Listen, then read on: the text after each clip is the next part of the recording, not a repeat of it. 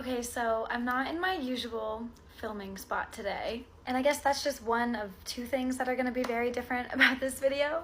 The other different thing about this video is that I'm not going to be doing my nails today, but somebody else is. I know.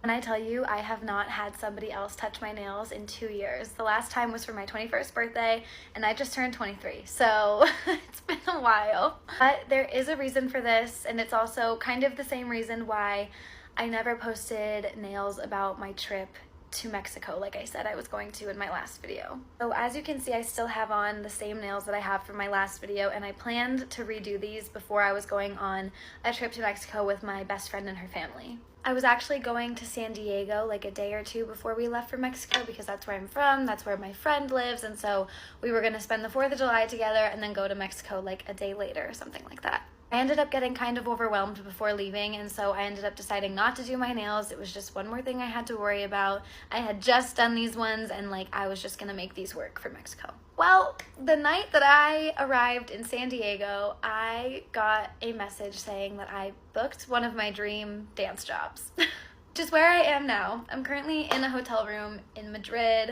and I'm performing in the last 4 shows of Karol G's tour, which is such a crazy sentence to say out loud. And I was excited because I was like, oh my gosh, I still get to go to Mexico, and then right after that I get to go to Madrid. But the way that the dance industry works is that everything happens kind of last minute. Well, not everything, but a lot of times things happen very, very last minute.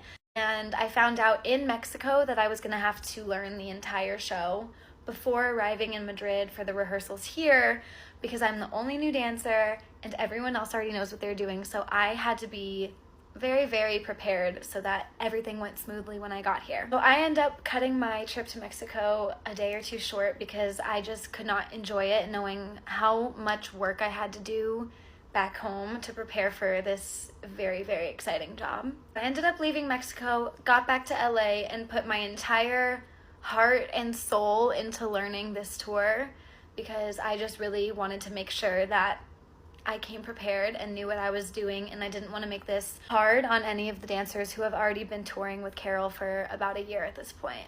So that also means that I had no time to do these nails before even coming to Madrid. Honestly, I thought I could tough these out for the shows too, but then I lost a rhinestone in rehearsal, and some of the other dancers were like, I'm having a nail girl come to the hotel if anybody wants to, make an appointment. And so I was like, should I do it? I know I'm so dramatic, but I haven't had anybody else do my nails in so long that I was like, this is crazy that I'm even considering this. But I really, really want nice new nails for the show. I don't want to